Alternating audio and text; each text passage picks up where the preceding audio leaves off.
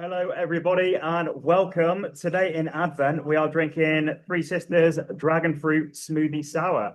I'm joined by Joe, the guy behind the beer. Hey, Joe. Hey Luke, how are you? Pretty great. I'm excited about drinking this. I say I need to Yeah. invert it 3 times. Yeah, best inverted 3 times. There can be a little bit of settlement going on, so there's a lot of fruit pulp inside, so always best to do a bit of that. I'm sensing this is going to be a thick beer.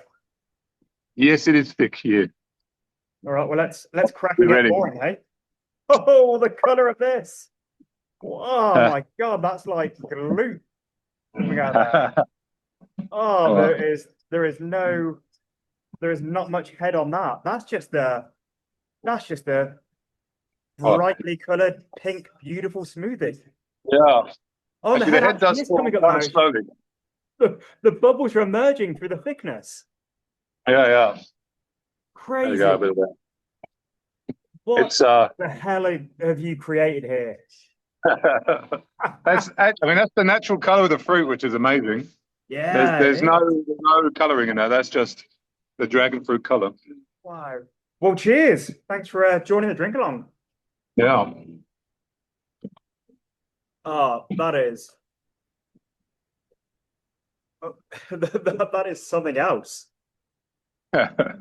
Yeah. I was about to say beer for children. Of course, you're not brewing beer for children, and anybody watching along, do not give it beer for Big, big, children. big, big kids. Which you absolutely are a big kid at heart. Yeah. There's yeah, your smoothie beers that you've been putting out in the last couple of years or so are like Yeah. nothing else in New Zealand. I don't Yeah. think anything comes close to them. I was so excited when I was chatting to you about potentially getting a beer into the advent calendar, and you're like, oh, well, we might have this canned in time, and we're talking about schedules. And when it all lined up, I was like, oh, yes, Yeah.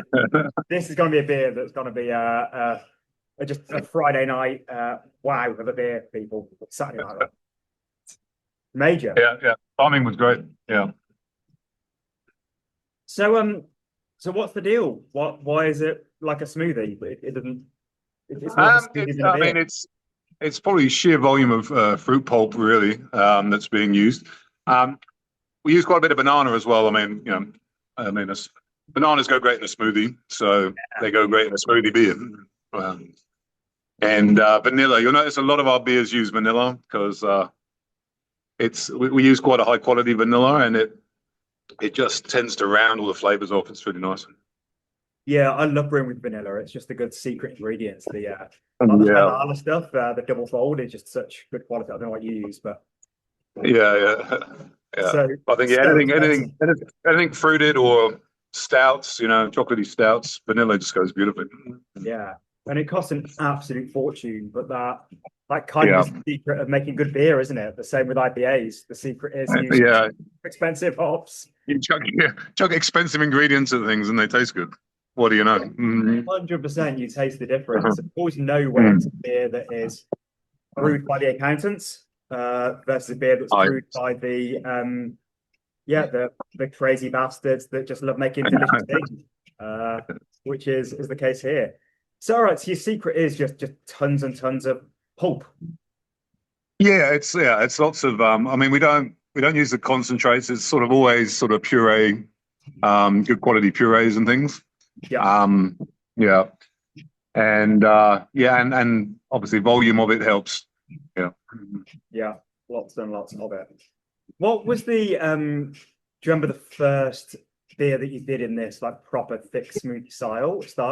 Was there like an epiphany or a revelation?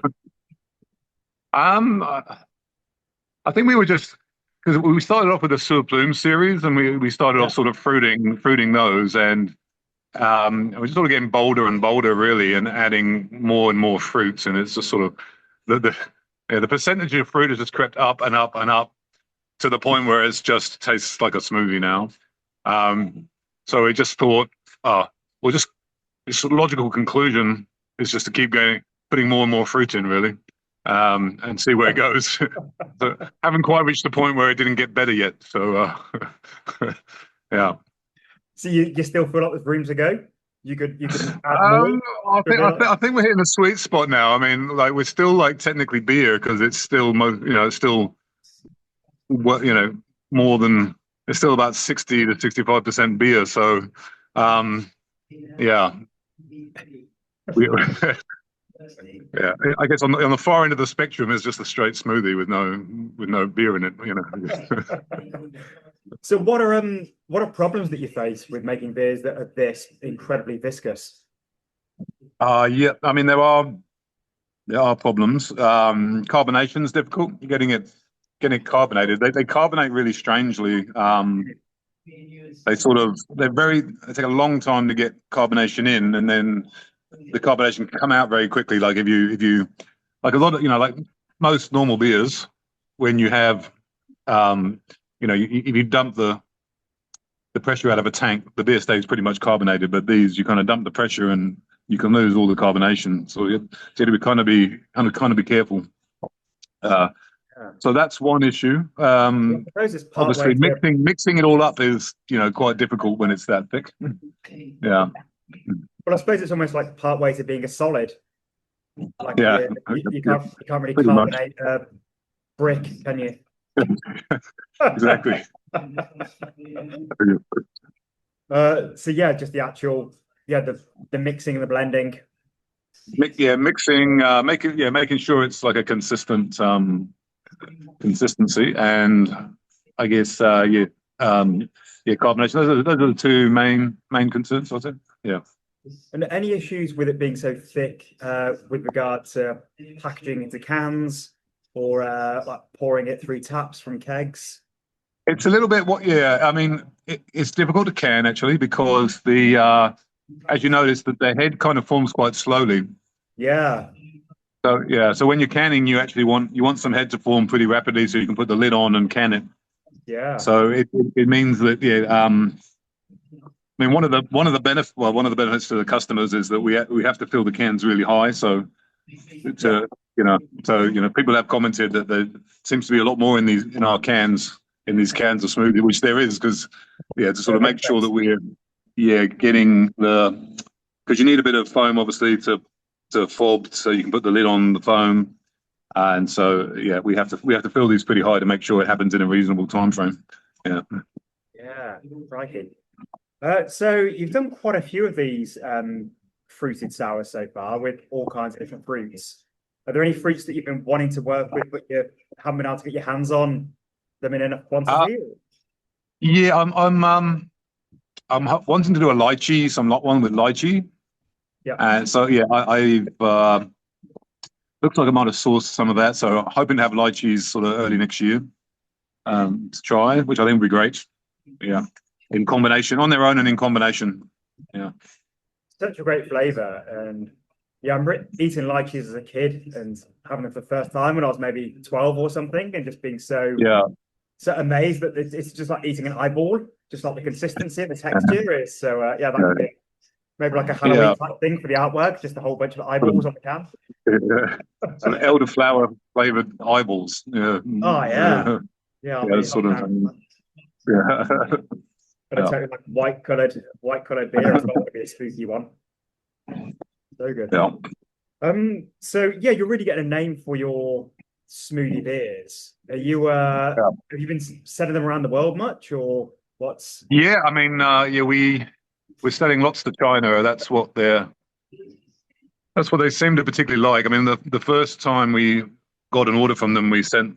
It was about 10 SKUs, and there was I think one or two sours, and then the next time they came and they said, "Well, why don't you make it 40% sours?" And now they're asking for 60% of our sours. So yeah, it definitely seems to be popular over there, and a niche that they're pulling us into. So, and we're not complaining because quite like making them, quite fun.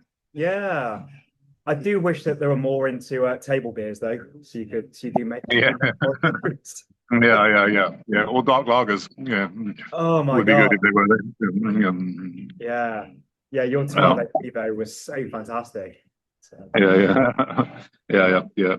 Yeah, we love making dark lagers, but there's the market is just not quite as high as it is for hazies and sours, it seems. yeah. Well, I haven't been down to visit you for a while. Which beers are being popular at the tap room these days?